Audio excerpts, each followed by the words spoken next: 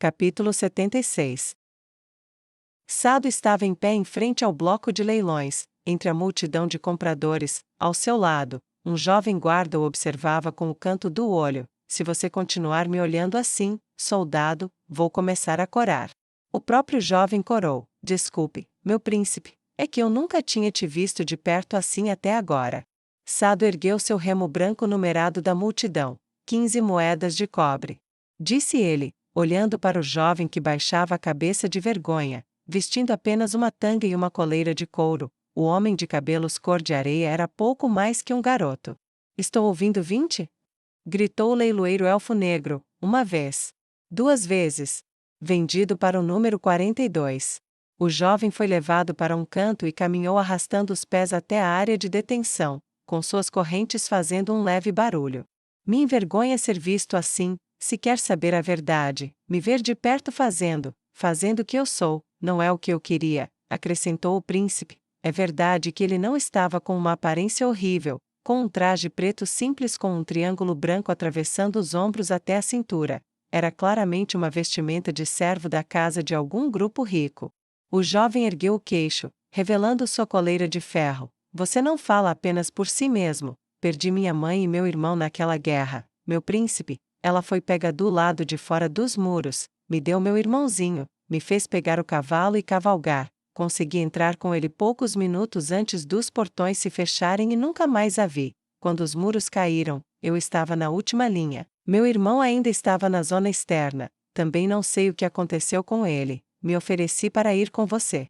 Esperando que ele estivesse aqui, o príncipe olhou para o jovem com o canto do olho. Cabelos ruivos, ombros firmes e fortes, corpo forte, um jovem servo no auge da sua forma na maioria dos aspectos. Isso não é tudo, é? Perguntou o príncipe enquanto o próximo escravo subia as escadas com o passo sombrio de quem não tinha esperança. Não. O jovem disse, corando, eu queria ver de perto que tipo de homem você era, se isso importava para você, se nós importávamos, ou se eu perdi tudo em uma luta fadada ao fracasso por alguém por quem não valia a pena lutar. Como você me encontra? A pergunta lhe veio à mente, mas antes que o príncipe pudesse perguntar, os mortos-vivos se arrastaram para o centro. Enquanto observava a próxima etapa do leilão se desenrolar, ele tirou a pergunta da cabeça. O esguio elfo negro aproximou-se da jovem e ergueu os braços, uma mão no quadril e a outra no ombro. Ela usava a mesma tanga do homem anterior. Esta foi capturada em combate na Batalha do Campo de Comestran, pouco antes do cerco. Qual é o seu nome, garota? A mulher de cabelos de palha respondeu com timidez infeliz e olhos fechados. Clima. E qual é a sua idade e especialidade? Perguntou o leiloeiro. 19. E eu era uma mensageira, senhor, ela disse, movendo as mãos ao lado do corpo, querendo se cobrir, mas insegura das consequências, movendo-as para cima e para baixo antes de finalmente dobrá-las diante da tanga. Qualquer coisa menos que uma moeda de prata para alguém que sabe montar seria roubo. Gritou o leiloeiro e acenou com a mão melodramaticamente. 2 pratas.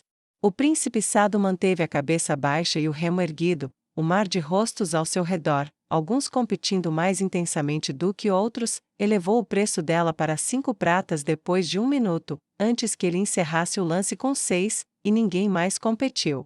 E assim foi para o príncipe das correntes, hora após hora, enquanto a multidão reunia seus estoques e partia. Ao final, as compras de Sado transbordavam para além da área de espera, atrasando o leilão enquanto os guardas eram chamados e um leilão improvisado era feito com corda comprada às pressas e cadeiras emprestadas de um estabelecimento próximo para prendê-lo.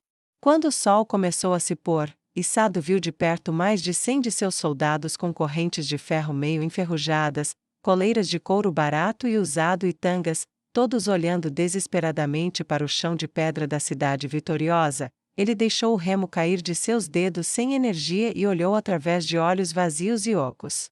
Meu príncipe? Perguntou o jovem, estendendo a mão para tocar seu ombro, parou a mão no meio do caminho e continuou pelo resto do caminho. Sado sentiu o toque em seu ombro, registrou a leve pressão, mas não ouviu a voz, apenas um rugido em seus ouvidos como a trombeta que soou o último ataque dos defensores restantes de Comestra em suas costas. Eu nunca vi, disse ele com os lábios quase imóveis, o sussurro tão baixo que seu guarda-costas não ouviu nada. Ocasionalmente, um dos jovens, homens ou mulheres, que permaneciam apáticos no cercado improvisado, soltava um choro fraco, mas eram poucos, poucos demais. Príncipe das correntes, foi assim que ela me chamou, foi isso que ela quis dizer, foi por isso que a senhora me mandou vir aqui. O mar de rostos de sua cidade era uma mera poça d'água comparado ao conjunto deles, e ainda assim, olhando para ele naquele momento, ele viu a verdadeira dimensão de seu fracasso. Eu não vi, eu não sabia. Sussurrou para ninguém em particular, com olhos assombrados, enquanto uma parte do orgulhoso príncipe morria como a luz em seus olhos quando foi nocauteado pela primeira vez. Perto do fim da última batalha, ele se lembrou das palavras brutais de sua implacável mestra, da obediência da antiga senhora Kaiji. Meu príncipe? O jovem perguntou cautelosamente, aproximando-se das costas de Sado e sacudindo levemente enquanto o elfo negro bem vestido, com trajes brilhantes e extravagantes, aproximava-se dele com um sorriso simpático no rosto e uma mão estendida segurando um grande saco. Sado se livrou do seu transe. E já que isso é para a Duquesa Aivenor, uma das melhores clientes da companhia Lurgin, vamos oferecer um desconto especial de 3% em todas as compras e 5% em qualquer captura de batalha. Comestrans dão ótimos escravos, como se sabe, mas, sabe, as pessoas ainda podem ficar receosas em comprar ex-guerreiros, mesmo que sejam apenas comestranos, então. Ela está nos prestando um grande serviço comprando tantos ex-combatentes, mesmo com o excesso de estoque no mercado. O príncipe só via branco diante dos olhos enquanto ouvia seu povo ser tratado daquela forma, sentiu o pulso acelerar, os dedos apertaram com força a bolsa de moedas, sentiu a pressão deixar as pontas brancas, e seu maxilar imitou os dedos, cerrado de uma raiva que ele não conseguia conter. O guarda-costas, no entanto, tinha um senso maior de assassinato em sua presença e arrancou a bolsa das mãos de Sado, colocando-se entre o príncipe caído e o leiloeiro. Aqui está, minha senhora sem dúvida lhe agradecerá pela barganha que me oferece e pela chance de fazer negócios com você novamente. Ele disparou as palavras como uma flecha de balista e curvou-se profundamente, aceitando o documento com a lista de nomes para a força de trabalho adquirida. Foi o carrancudo príncipe Sado quem ordenou que as carroças avançassem e observou enquanto, um por um, o orgulho de Comestra subia na traseira e sentava-se, curvado para a frente e silencioso, exceto pelo barulho das correntes. Quando ele entrou com seu guarda-costas e as carroças começaram a avançar lentamente, alguém finalmente perguntou: para onde estamos indo? O príncipe Sado ergueu seus olhos castanhos semicerrados do chão da carroça para quem falava e respondeu: para alguém que talvez não te decepcione como eu. Ele não disse mais nada, pelo resto do caminho de volta. Priscelis estava de cabeça erguida pela primeira vez na vida, seus olhos brilhavam como estrelas e ela caminhava com as mãos cruzadas recatadamente à frente, os passos eram lentos, mas firmes, enquanto tentava imitar a graça de sua amada. A agitação da cidade a todo vapor estava longe de ser o ambiente mais reconfortante, exceto pelas melhores condições para ela. Mas em poucos minutos, ela contemplou um mundo completamente novo. Eles se afastam para mim, eles encaram meu pescoço onde o roxo repousa e me olham como se eu fosse aquela a quem devo servir. Ela sentiu uma onda de excitação que beirava a excitação sexual e seu andar mudou. Na ordem de caminhada dentro da cidade, qualquer um podia usar a rua, mas pessoas livres tendiam a usar as calçadas, e nesse espaço, usavam o centro. Se você fosse menos, ficava na beirada ou entrava na rua mais perigosa. Priscelis havia caminhado perto da beirada, mas cada vez mais pessoas se afastavam para evitar qualquer sinal de que a atrapalhasse, para que rumores ou notícias não chegassem nem perto da força por trás da coleira. Ela olhou para a calçada. As beiradas por onde caminhava eram as mais imundas, onde detritos eram varridos para o lado ou resíduos jogados paravam entre as limpezas. Minhas botas estão sujas, as botas dadas por... Ela se lembrou do rosto de ira que a carregou para fora do inferno. Ela parou no lugar e olhou para baixo, desejando que suas botas se limpassem sozinhas, e elas desafiaram seus desejos. Ela olhou para a superfície lisa e escura e para a leve camada de sujeira que havia se acumulado nelas por causa do lugar onde ela havia escolhido colocar os pés no caminho para seu destino, e praguejou baixinho por mais um minuto. Antes de levantar o pé e dar um passo à frente, não em linha reta como antes, mas em direção ao centro da calçada, seus ombros se endireitaram e seu olhar se fixou à frente: não envergonharei uma deusa. As palavras gritavam dentro de sua cabeça e seus olhos brilhantes eram visíveis a todos.